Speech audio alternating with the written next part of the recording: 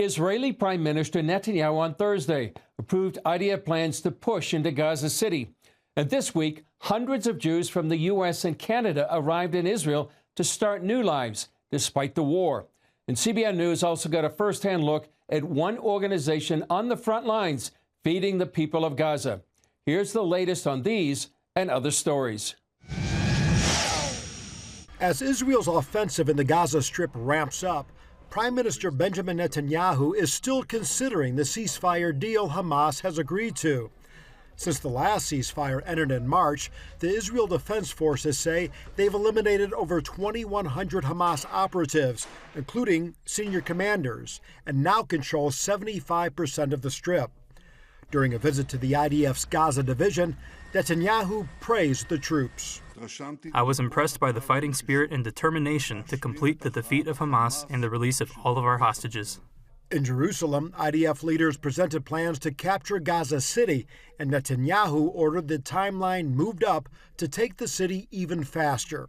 In Judea and Samaria, also known as the West Bank, Israel's finance minister announced a project to build 3,400 housing units in a disputed area.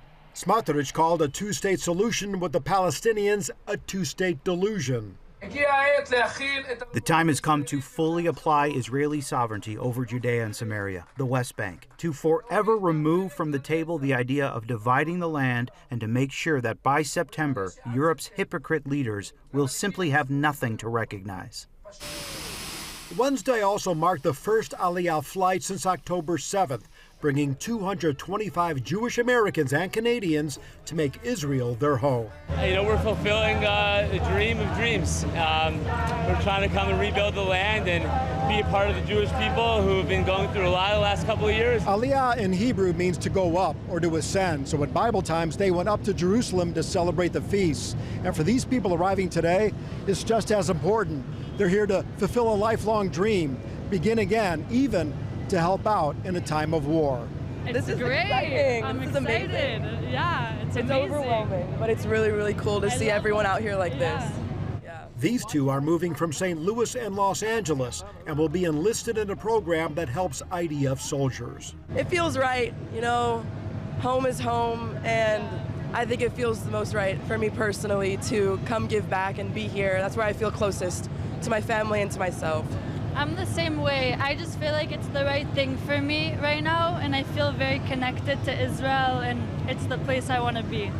In Tel Aviv, Paul Petit, CBN News. Netanyahu met with the IDF Chief of Staff and Defense Minister. We are in the decision-making phase. I arrived in the Gaza division today to approve the plans that the IDF presented to me and the Minister of Defense for taking over Gaza City and defeating Hamas. At the same time, I have instructed to begin immediate negotiations for the release of all of our hostages and an end to the war on terms acceptable to Israel. These two things, defeating Hamas and releasing all of our hostages, go hand in hand.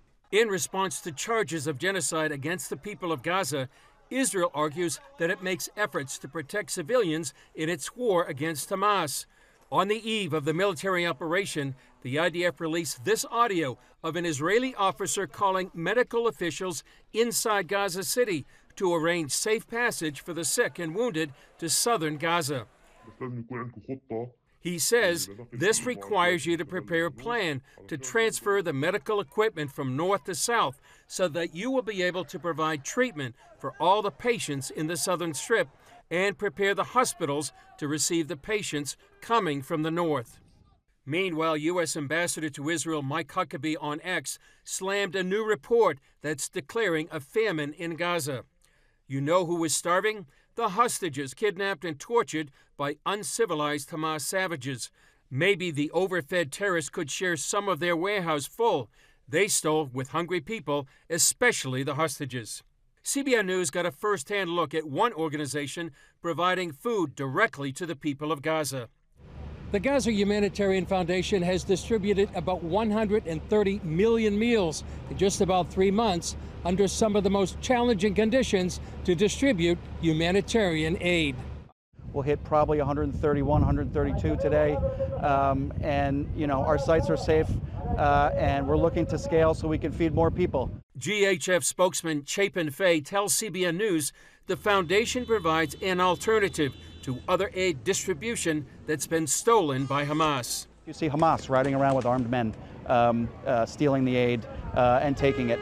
We believe Hamas made $1 billion during this war alone, and that's why we're here. We are doing it in a way, we are feeding people in a way that Hamas or anyone else cannot steal it. We're proud of our record of over 130 million meals delivered. This woman told us what the aid means to her. I am safe. I am good. I can eat today. That's me. Thank you for everyone working this project. Thank you for all of one. GHF says reports of hundreds of people being killed at their distribution sites are untrue. But as you can see, this is yet another successful distribution. Over the last month, they have been running much more smoothly, much more securely and efficiently and safely. And we plan to get better and better every day and feed more and more people every day. We're here in our studio with Paul Petit, a visiting CBN correspondent. Paul, you were down there in David Ben Gurion Airport. You saw over 250 Olim, these immigrants coming back to Israel. What were your thoughts and impressions? You know, at first, I didn't know Aliyah from Ali accent, free, free, free, right? You know, as you said, playing tag as a kid. It was, and as a reporter, you're supposed to be, you know, observing and doing your story. It was an emotional experience. I mean, just seeing the families there, seeing the music play, and seeing the feeling as they came down the ramp, you know, from the plane. It was an impactful moment. And again, I don't know Aliyah from anything. And when you understand that, you know, it's coming from biblical terms where it talks about the ascent as they came for the feasts and going up.